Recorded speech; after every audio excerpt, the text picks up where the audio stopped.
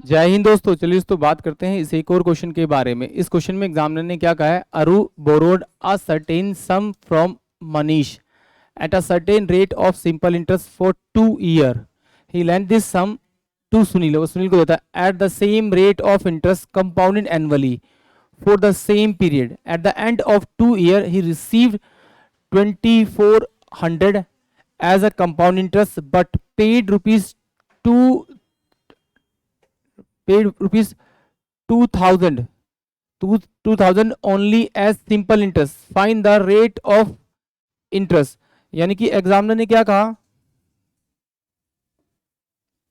कि उसके पास में क्या एक अमाउंट था, उसने उससे क्या किया, को किसी से उधार लिया और कंपाउंड इंटरेस्ट सिंपल इंटरेस्ट पे लिया, 2 साल के लिया और एक फिक्स रेट ऑफ इंटरेस्ट पे लिया, और उसको उसने सुनील को दे दिया, सेम रेट ऑफ इंटरेस्ट पे दिया, 2 ईयर के लिए दिया, बट कंपाउंड एनुअली दे दिया।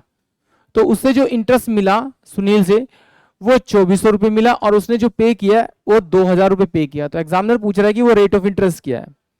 तो देखिए, जब आपको सेम ईयर का सिंपल इंटरेस्ट दे रखा हो और सेम ईयर का आपको कंपाउंड इंटरेस्ट दे रखा हो, तो क्या करते हैं, उन दोनों का डिफरेंस निकालेंगे।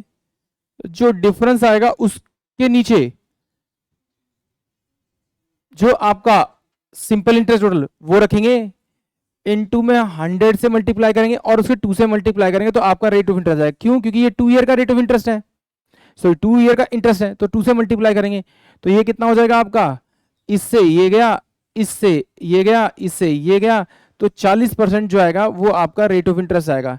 यानी कि ऑप्शन जो ए होगा वो इस क्वेश्चन के लिए करेक्ट होगा। चलिए एक बार और देखते हैं इस क्वेश्चन को। अगर इसे ऐसे नहीं करना तो देखिए, मुझे पता है पहले ईयर का इंटरेस्ट और सेकंड ईयर का इंटरेस्ट, सिंपल इंटरेस्ट तो हमेशा मेरा क्या होता है, सेम होता है। जब सिंपल इंटरेस्ट सेम है तो मेरा यहाँ पे कितना आना चाहिए, पहले ईयर में कितना होना चाहिए, 1000। तो दूसरे ईयर में भी तो उसका सिंपल इंटरेस्ट कितना होना चाहिए, 1000 होना चाहिए। बट कंपाउंड इंटरेस्ट पे कितना ज्यादा हो रहा है, वो 400 रुपये ज्यादा हो रहा है। तो वो कहां से आएगा, इस इंटरेस्ट के ऊपर इंटरेस्ट तो आएगा, यानी कि 400 डिवाइड बाय में 1000 इंटू में 100 से मल्टीप्लाई कर दीजिए। इससे ये कट गया, इससे कट गया, तो 40% क्या आएगा आपका रेट ऑफ इंटरेस्ट। या तो आप इस तरह से कर लीजिए या फिर इस तरह से कर लीजिए, यानी कि ऑप्शन जो ए होगा वो इस क्वेश्चन का करेक्ट होगा। आई होप आप सभी को क्वेश्चन समझ में आया होगा। जय हिंद, जय भारत।